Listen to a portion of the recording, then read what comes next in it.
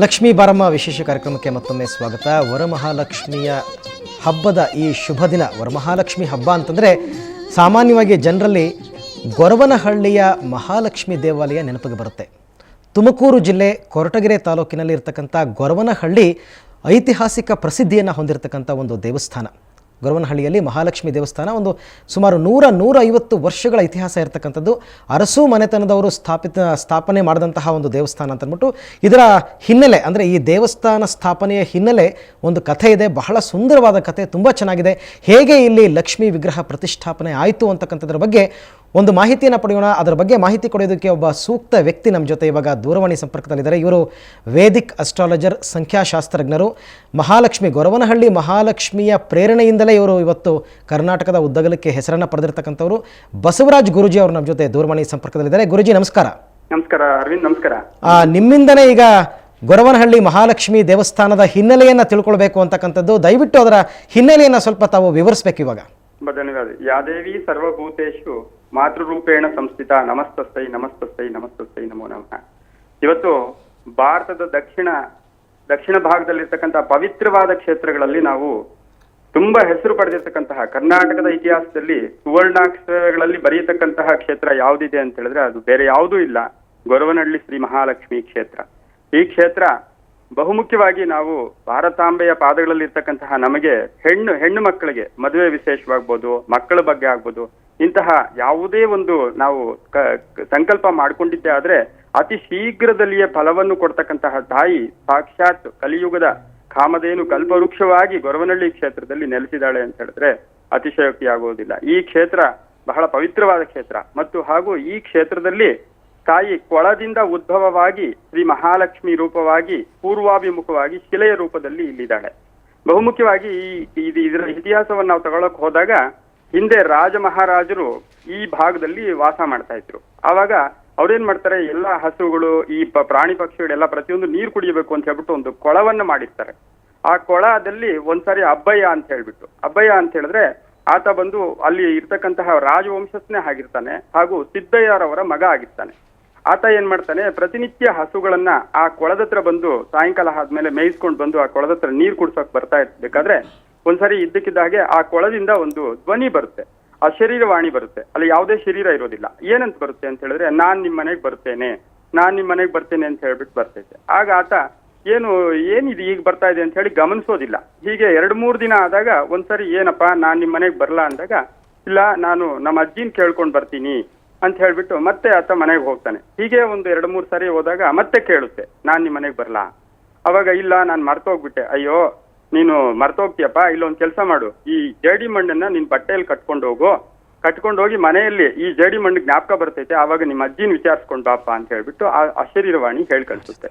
ಹಾಗೆ ಆತ ಮನೆಗೆ ಹೋದಾಗ ಸಾಯಂಕಾಲ ಊಟ ಎಲ್ಲ ಮಾಡಿ ಮಲಗೋ ಟೈಮ್ಗೆ ತನ್ನ ರುಮಾಲನ್ನ ನೋಡಿದಾಗ ಅದರಲ್ಲಿ ಮಣ್ಣಿರುತ್ತೆ. ಅಯ್ಯೋ ನನ್ಗೆ ಇವತ್ತು ಈ ಅಶರೀರವಾಣಿ ಹೇಳಿದೆ ಅಲ್ವಾ ಅಂತ ಹೇಳ್ಬಿಟ್ಟು ಅಜ್ಜಿಗೆ ಹೇಳ್ತಾನೆ, ಅಜ್ಜಿ ನಾನು ಈ ಹಸುಗಳನ್ನ ಮೇಯಿಸ್ಬಿಟ್ಟು ನೀರು ಕುಡ್ಸೋಕ್ ಹೋದಾಗ ಅಲ್ಲಿ ಒಂದು ಅಶರೀರವಾಣಿ ಬರ್ತಾ ಇದೆ, ಈ ತರ ನಾನ್ ನಿಮ್ ಮನೆಗ್ ಬರ್ಲಾ ಅಂತ ಇದೆ ಅಜ್ಜಿ, ನಾನೇನ್ ಮಾಡ್ಲಿ. ಆಗ ಅಜ್ಜಿ ಹೇಳ್ತಾರೆ, ಅಪ್ಪ ಅದು ದೈವ ರೂಪದಲ್ಲಾದ್ರೆ ಬಾ ಅಂತ ಹೇಳು, ದೇವದ ರೂಪದಲ್ಲಾದ್ರೆ ಬೇಡ ಅಂತ ಹೇಳು. ಸರಿ ಅಂತ ಹೇಳ್ಬಿಟ್ಟು ಮಾರನೇ ದಿನ ಅದೇ ಅಬ್ಬಯ್ಯ ನೀರ್ ಕುಡ್ಸೋಕ್ ಹೋದಾಗ ಅಲ್ಲಿ ಮತ್ತೆ ಅಶರೀರವಾಣಿ ಬರುತ್ತೆ, ನಾನ್ ನಿಮ್ ಮನೆಗ್ ಬರ್ಲಾ ಅಂತ. ಆವಾಗ ಆತ ಏನ್ ಮಾಡ್ತಾನೆ, ನೀವು ದೇವರ ರೂಪದಲ್ಲಾದ್ರೆ ಬನ್ನಿ, ದೇವದ ರೂಪದಲ್ಲಿ ಬೇಡ. ಆಗ ಆ ಅಶರೀರವಾಣಿ ಹೇಳುತ್ತೆ, ನಾನು ಶ್ರೀ ಮಹಾಲಕ್ಷ್ಮಿ ರೂಪದಲ್ಲಿ ನಿಮ್ ಮನೆಗೆ ಬರ್ತೀನಿ. ಸರಿ ಅಂತ ಹೇಳ್ಬಿಟ್ಟು ಬನ್ನಿ ಅಂತ ಹೇಳ್ಬಿಟ್ಟು ತನ್ನ ವಸ್ತ್ರವನ್ನ ಅಲ್ಲಿ ಆತ ಹಾಸಿದ್ರೆ ಆ ವಸ್ತ್ರದ ಮೇಲೆ ಶಂಕು ಚಕ್ರ ನಾಮ ಅಭಯ ಹಸ್ತಗಳ ಸಮೇತವಾಗಿ ಒಂದು ಶಿಲೆಯಲ್ಲಿ ನಾವು ಅಲ್ಲಿ ನೋಡ್ತಾನೆ. ಆ ಶಿಲೆಯನ್ನ ಮನೆಗೆ ತಗೊಂಡು ಬಂದು ಆತ ಪೂಜೆ ಮಾಡಿದಾಗ ವಿಶೇಷವಾಗಿ ಆ ಪೂಜೆಯನ್ನು ಭಕ್ತಿಯಿಂದ ಶ್ರದ್ಧಾಭಕ್ತಿಗಳಿಂದ ಪೂಜೆ ಮಾಡಿದಾಗ ಇಡೀ ವಂಶಸ್ಥರೇ ಕೋಟ್ಯಾಧೀಶ್ವರರಾಗಿ ಎಲ್ಲೆಲ್ಲೋ ಇಡೀ ಕರ್ನಾಟಕ ರಾಜ್ಯದಲ್ಲಿ ಅಲ್ಲಲ್ಲ ನೆಲೆಸ್ಬಿಡ್ತಾರೆ. ಹೀಗೆ ಇರ್ಬೇಕಾದ್ರೆ ಅಲ್ಲೇನಾಗ್ಬಿಡುತ್ತೆ, ಅವರು ಅಲ್ಲಿಂದ ಜಾಗ ಖಾಲಿ ಮಾಡಿದಾಗ ಆ ವಿಗ್ರಹ ಅನಾಥ ಆಗುತ್ತೆ. ಆ ವಿಗ್ರಹಕ್ಕೆ ಯಾರು ಪೂಜೆ ಮಾಡೋಕ್ ಕಷ್ಟ ಆಗ್ಬಿಡ್ತೈತೆ. ಆಗ ಆದ್ರೆ ಅವ್ರ ಮನೇಲಿ ಇರ್ತಕ್ಕಂತಹ ತೋಟಪ್ಪ ಅನ್ನೋನು ಆ ವಿಗ್ರಹನ ತಗೊಂಡೋಗಿ ಮನೇಲಿ ಇಟ್ಕೋತಾನೆ. ಆದ್ರೆ ಆತ ಮದ್ಯ ವ್ಯಸನಿ ಆಗಿರ್ತಾನೆ, ಮಾಡಬಾರ್ದು ಕೆಲಸಗಳೆಲ್ಲ ಮಾಡ್ತಾ ಇರತಕ್ಕಂತಹ ಸಮಯದಲ್ಲಿ ಏನ್ ಮಾಡ್ಬಿಡ್ತಾನೆ, ಆತ ಪೂಜೆ ಮಾಡದೆ ಆ ವಿಗ್ರಹನ ಉದಾಸೀನ ಮಾಡ್ತಾನೆ. ಆಗ ಆತ ಇಲ್ಲ ಸಲ್ಲದ ಕಷ್ಟಗಳಿಗೆ ಒಡೆಯಾಗಿ ಆತ ಹಸುನಿಗೆ ಬಿಡ್ತಾನೆ. ಆಗ ಆ ವಿಗ್ರಹವನ್ನ ಕಮಲಮ್ಮ ತಾಯಿ ಅಂತ ಹೇಳಿ ಆ ಊರಿನ ಸೊಸೆ ಆ ಅಮ್ಮ ಅಲ್ಲಿಗೆ ಬರ್ತಾಳೆ. ಅಲ್ಲಿಗೆ ಬಂದು ಆ ವಿಗ್ರಹನ ತಗೊಂಡು ಒಂದು ದೇವರ ಗುಡಿಯಲ್ಲಿ ಇಟ್ಕೊಂಡು ನಿತ್ಯ ಪೂಜೆ ಮಾಡ್ತಾ ಇರ್ತಾಳೆ. ಹೀಗೆ ಪೂಜೆ ಮಾಡಬೇಕಾದ್ರೆ ಪಡಬಾರ್ದ ಕಷ್ಟಗಳು ಪಡ್ತಾಳೆ. ಆಕೆ ಸುಬ್ರಾವ್ ಅಂತ ಹೇಳಿ, ಸುಬ್ರಾವ್ ಅವರ ಪತ್ನಿ ಆಗಿರ್ತಾಳೆ. ಹೀಗೆ ಪೂಜೆ ಮಾಡ್ತಾ ಇರ್ಬೇಕಾದ್ರೆ ಕಾಲಾನಂತರದಲ್ಲಿ ಆ ಸುಬ್ರಾವು ಕೂಡ ಎಲ್ಲಿ ಹೋಗ್ಬಿಡ್ತಾನೋ ಗೊತ್ತಾಗಲ್ಲ. ಆದ್ರೂ ಕೂಡ ಆಕೆ ಒಂದು ನಿಶ್ಚಲ ಮನಸ್ಸಿನಿಂದ ಭಕ್ತಿಯಿಂದ ಪೂಜೆ ಮಾಡಿದಾಗ ಆಕೆ ಎಲ್ಲಿ ಯಾರೇನು ಪ್ರಸಾದ ಕೊಡ್ಲಿ, ಏನೇ ಕೊಡ್ಲಿ ತಗೊಂಡ್ಬಂದ 4 ಜನಕ್ಕೆ ಹಂಚ್ಕೊಂಡು ತಿಂತಾ ಇರ್ತಾಳೆ. ಆಗ ಒಂದು ಗ್ಲಾಸಲ್ಲಿ ಹಾಲು ಇಟ್ಟಿದ್ರೆ ಆ ಹಾಲು ಕುಡಿಯೋಕೆ ಒಂದು ಹಾವು ಸಹ ಬರ್ತಾ ಇರುತ್ತೆ. ಈಗಲೂ ನಾವು ದೇವಸ್ಥಾನದ ಎಡಭಾಗದಲ್ಲಿ ನಾಗಪ್ಪನ ಹುತ್ತ, ಬಲಭಾಗದಲ್ಲಿ ದತ್ತಾತ್ರೇಯ ಸ್ವಾಮಿಯನ್ನು ಸಹ ನಾವು ನೋಡಬಹುದು. ಆ ಶಿಲೆಯೂ ಸಹ ಮೇಲೆ ಈಗಲೂ ಸಹ ಇದೆ. ಇಲ್ಲಿ ಬಹುಮುಖ್ಯವಾಗಿ ಏನು ಅಂತ ಹೇಳಿದ್ರೆ, ಕಾಲಾನಂತರದಲ್ಲಿ ಅಜ್ಜಿ ಪ್ರತಿಯೊಬ್ಬರಿಗೂ ಕರಿಮಣಿ ಕೊಡೋದು, ಮತ್ತೆ ಅಲ್ಲಿ ಬರ್ತಕ್ಕಂತಹವರಿಗೆ ಪ್ರಸಾದವನ್ನು ಕೊಡೋದು, ಅಲ್ಲಿ ಪ್ರತಿಯೊಬ್ಬರಿಗೂ ಬಳೆ ಕೊಡೋದು, ಈ ಪದ್ಧತಿಯನ್ನು ರೂಢಿಸ್ಕೊಂಡು ಬರ್ತಾ ಇರ್ಬೇಕಾದ್ರೆ ಇಲ್ಲಿ ಏನ್ ವಿಶೇಷ ಅಂತ ಹೇಳಿದ್ರೆ, ಇವತ್ತಿನ ದಿವಸ ನಾವು ಅಷ್ಟಲಕ್ಷ್ಮಿಯರನ್ನ ನೋಡ್ತೀವಿ. ಆ ಅಷ್ಟಲಕ್ಷ್ಮಿಯರ ಏಕರೂಪವಾಗಿ ನಿಂತಿರ್ತಕ್ಕಂತಹ ಲಕ್ಷ್ಮಿ ಅಂದ್ರೆ ಗೊರವನಳ ಲಕ್ಷ್ಮಿ. ಇದಕ್ಕೆ ಉದಾಹರಣೆ ಅಂದ್ರೆ ನಾನೇ ಹೇಳ್ಬೋದು, ನಾವೆಲ್ಲ ಝೀರೋ ಅಂದ್ರೆ ಜೀವನವನ್ನ ಏನಪ್ಪಾ ಅಂದಾಗ ತಾಯಿಯ ಆಶೀರ್ವಾದವನ್ನು ಪಡ್ಕೊಂಡು ಇವತ್ತು ನಾವು ಬಹಳ ಒಂದು ಸಮಾಜ ಸೇವೆಯಲ್ಲಿ ನಮ್ಮನ್ನ ನಾವೇ ತೊಡಗಿಸ್ಕೊಂಡಿದೀವಿ. ಇಲ್ಲಿ ನಮ್ಗೆ ಮುಖ್ಯವಾಗಿ ಬರ್ತಕ್ಕಂತಹ ಪ್ರಾಬ್ಲಮ್ಸ್ ಏನು? ಐಶ್ವರ್ಯ, ಮಕ್ಕಳ ಮದುವೆ, ವಿದ್ಯಾಭ್ಯಾಸ, ಮನೆ ಕಟ್ಟಲಿಲ್ಲ, ಇದು ಅದು. ಇವೆಲ್ಲಕ್ಕೂ ಮುಖ್ಯವಾಗಿ ತಾಯಿಯನ್ನ ನಾವು ಚೆನ್ನಾಗಿ ಪ್ರಾರ್ಥನೆ ಮಾಡಿದ್ದೆ ಆದ್ರೆ ಇಲ್ಲಿ ಬಹುಮುಖ್ಯವಾಗಿ ಒಳ್ಳೆ ಫಲಗಳನ್ನ ಶೀಘ್ರವಾಗಿ ತಾಯಿ ಕೊಡ್ತಾಳೆ. ಕರಿಮಣಿನ ತಂದು ದೇವಸ್ಥಾನದಿಂದ ಒಂದು ಡಬ್ಬಿಯೆಲ್ಲ ಹಾಕಿ, ಲಕ್ಷ್ಮಿ ಅಮ್ಮ ನಿನ್ನ ದಯೆ ಅಂತ ಹೇಳಿ ಯಾರು ಸತತವಾಗಿ ಮದುವೆ ಆಗೋ ತನಕ ಪೂಜೆ ಮಾಡ್ತಾರೋ ಅವ್ರಿಗೆ ತಕ್ಷಣ ಒಳ್ಳೆ ವರ ಸಿಗ್ತಾನೆ, ತನ್ನ ಸಾಂಸಾರಿಕ ಜೀವನ ಚೆನ್ನಾಗಿರುತ್ತೆ, ಮಕ್ಕಳ ಶ್ರೇಯಸ್ಸಿನಿಂದ ಮತ್ತೆ ಪುರೋಭಿವೃದ್ಧಿ. ಓಕೆ ಗುರೂಜಿ, ಸಾಕಷ್ಟು ಹಿನ್ನೆಲೆ, ಸಾಕಷ್ಟು ವಿಚಾರಗಳನ್ನ ತಿಳಿಸ್ಕೊಟ್ಟಿದ್ದೀರಾ. ಧನ್ಯವಾದ ತಮಗೆ. ಬನ್ನಿ, ಹಾಗೇನೆ ಈಗ ಗೊರವನಹಳ್ಳಿಯಲ್ಲಿ ನಮ್ಮ ಪ್ರತಿನಿಧಿ ಪ್ರತಿಮಾ ಭಟ್ ಅವರು ಒಂದು ಚಿಟ್ಚಾಟನ್ನು ಮಾಡಿದ್ದಾರೆ. ಅಲ್ಲಿ ಅವರ ಜೊತೆಯಲ್ಲಿ ಅವರು ಏನು ಮಾತಾಡಿದ್ದಾರೆ ಅನ್ನೋದಕ್ಕಂಥದ್ದನ್ನು ನಾವೀಗ ನೋಡೋಣ.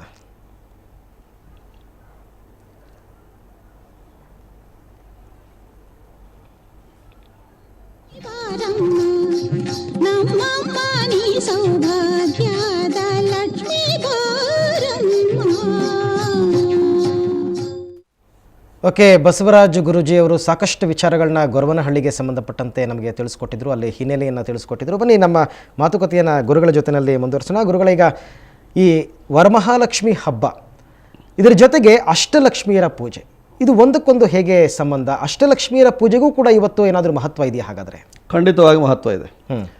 ಸಾಧಾರಣವಾಗಿ ವರಮಹಾಲಕ್ಷ್ಮಿ ಹಬ್ಬದ ಪೂಜೆಯ ದಿವಸ ಅಷ್ಟಲಕ್ಷ್ಮಿಯರು ಇರುವಂತಹ ಚೆಂಬನ್ನಿಟ್ಟು ಪೂಜೆ ಮಾಡಿದರೆ ಬಹಳ ವಿಶೇಷ. ಅದು 8 ಲಕ್ಷ್ಮಿಗಳ ಸನ್ನಿಧಿ ಇರ್ತದೆ ಅಂತ ಒಂದು.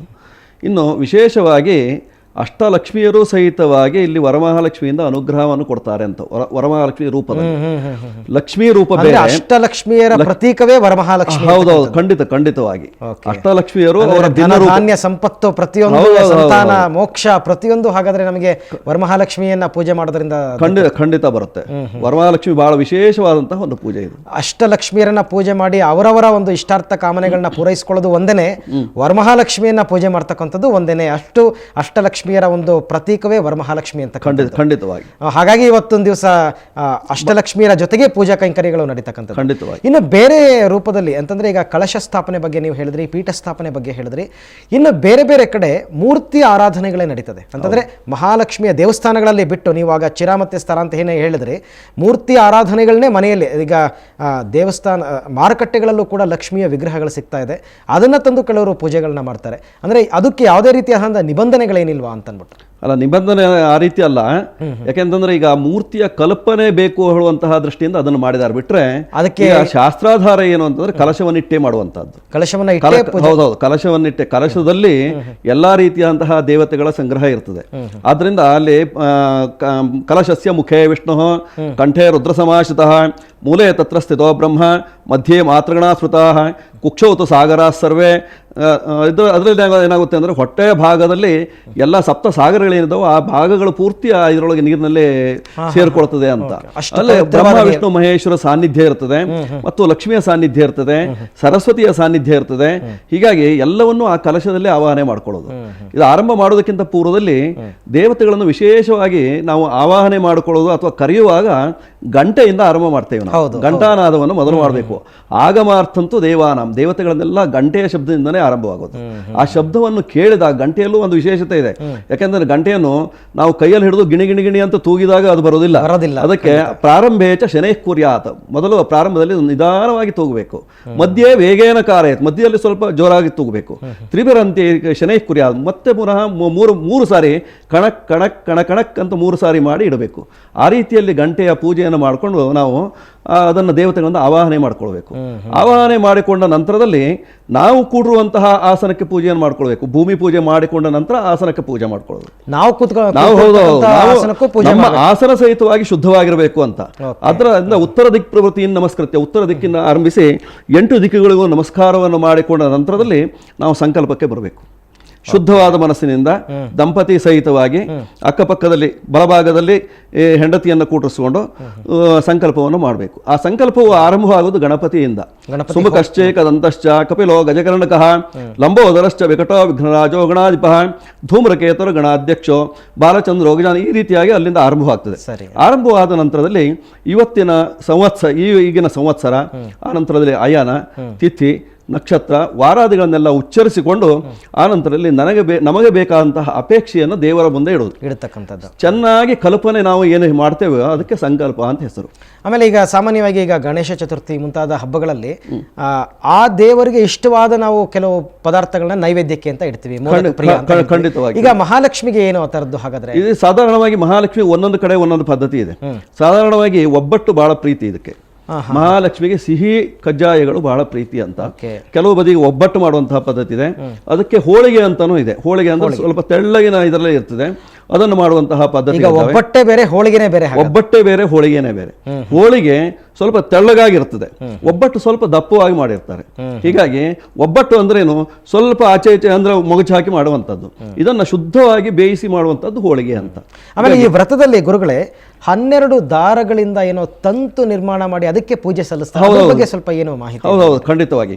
12 ದಾರದಿಂದ 12 ಗ್ರಂಥಿಯನ್ನು ಹಾಕಿ ಒಂದೊಂದು ಗ್ರಂಥಿಗೆ ಒಂದೊಂದು ದೇವತೆಗಳ ಆವಾಹನೆಯನ್ನು ಮಾಡ್ಕೊಳ್ತಾರೆ, ಪೂಜೆಯನ್ನು ಮಾಡ್ತಾರೆ. 12 ಗ್ರಂಥಿಯನ್ನು ಮಾಡ್ತಾರೆ. ಗ್ರಂಥಿ ಅಂದ್ರೆ ಗಂಟು. ಆ ಗಂಟನ್ನು ಹಾಕಿ ಪೂಜೆಯನ್ನು ಮಾಡುವಂತಹ ಪದ್ಧತಿ ಇದೆ. ಕಾರಣ ಯಾಕೆಂದ್ರೆ ಇದು ವರ್ಷದಲ್ಲಿ ಒಂದೇ ಸರಿ ಬರುವಂತದ್ದು, ಪದೇ ಪದೇ ಬರೋದಿಲ್ಲ. ಆದ್ದರಿಂದ 12 ಮಾಸಗಳ ಸಂಕೇತವೇ ಈ 12 ಗಂಟುಗಳು.